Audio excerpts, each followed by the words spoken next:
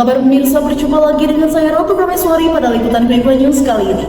Pemirsa membahas isu kesenjangan yang selalu menyertai aktivitas pembangunan seperti kesenjangan pendapatan dan kekayaan yang telah menjadi isu global dan cenderung meningkat pada beberapa dekade terakhir ini.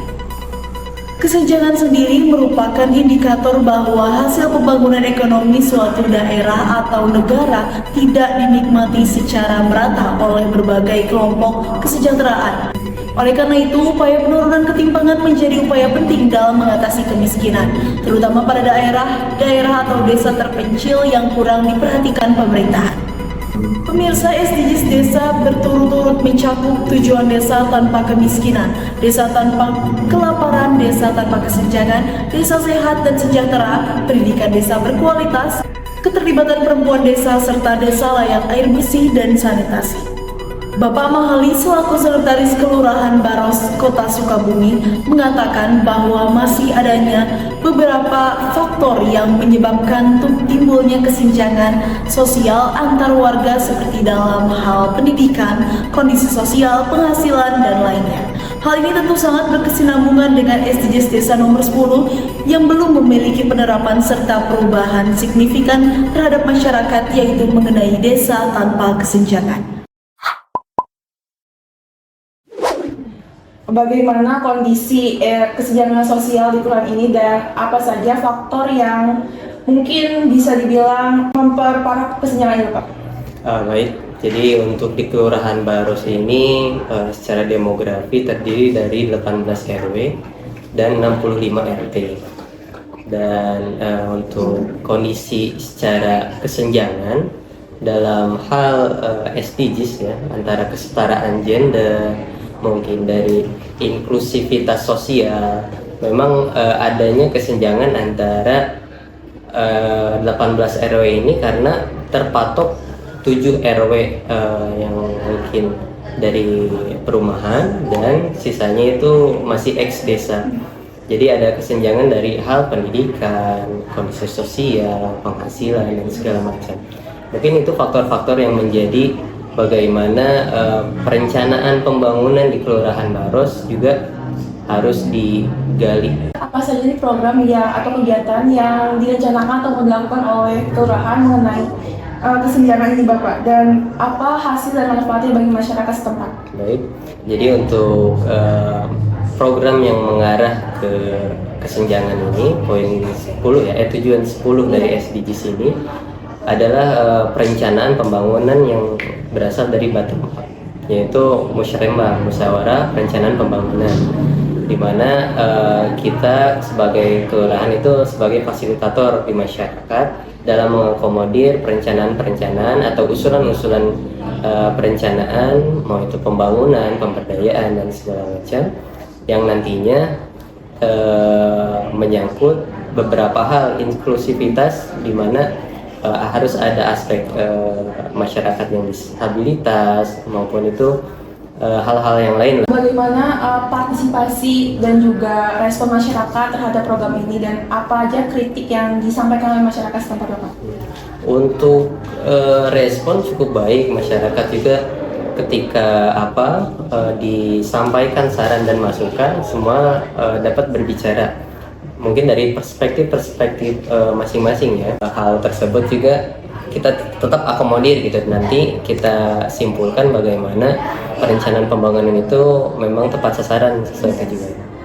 Bagaimana dukungan dan juga bantuan yang kelurahan dapatkan dari pihak-pihak lain seperti Bapeda, pemerintah daerah atau pihak lain, Bapak?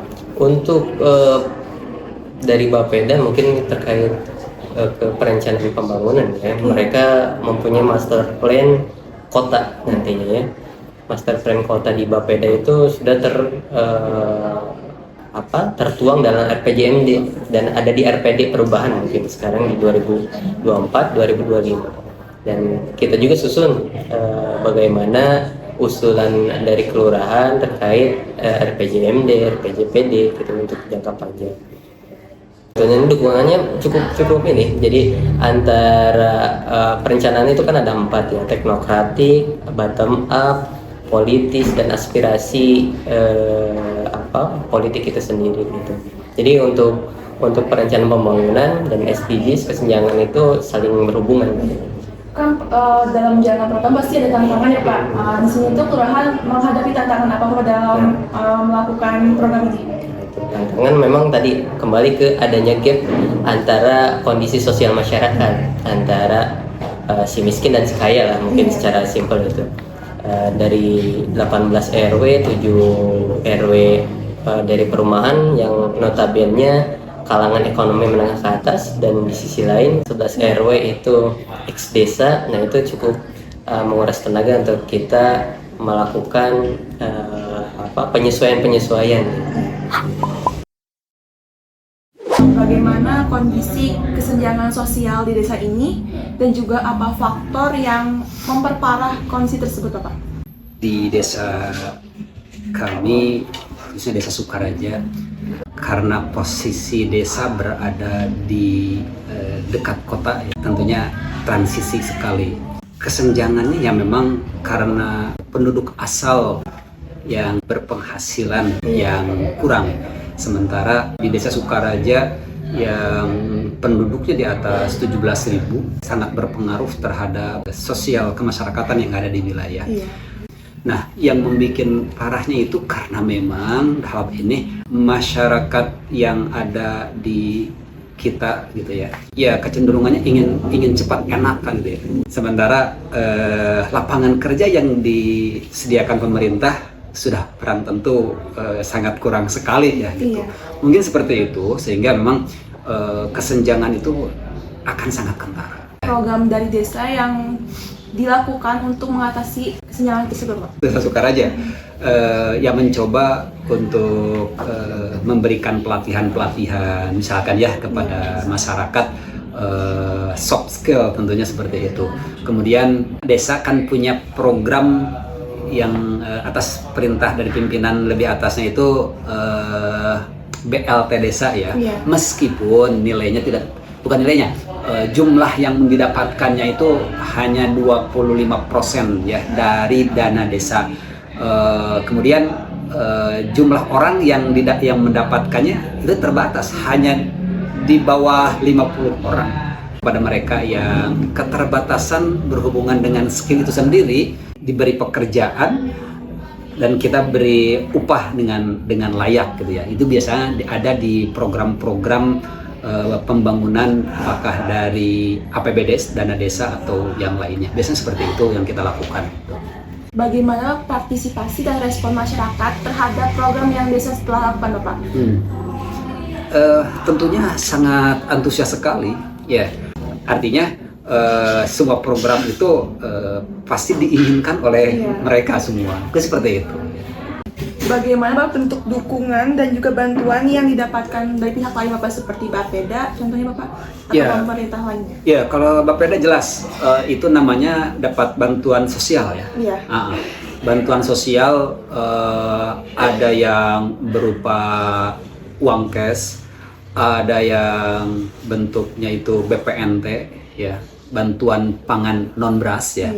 Kemudian ada yang PKH ya, keluarga harapan, kemudian ada kartu pintar ya, mungkin seperti itu. Di sini tuh desa adakah mengalami kendala tersebut Bapak? Ya sudah pasti yang punya kendala itu ya ketersediaan anggaran tentunya yang akan mempengaruhi.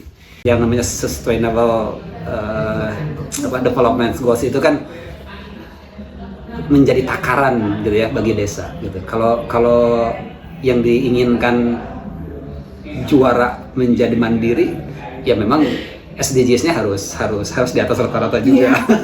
Mungkin seperti itu. Ya.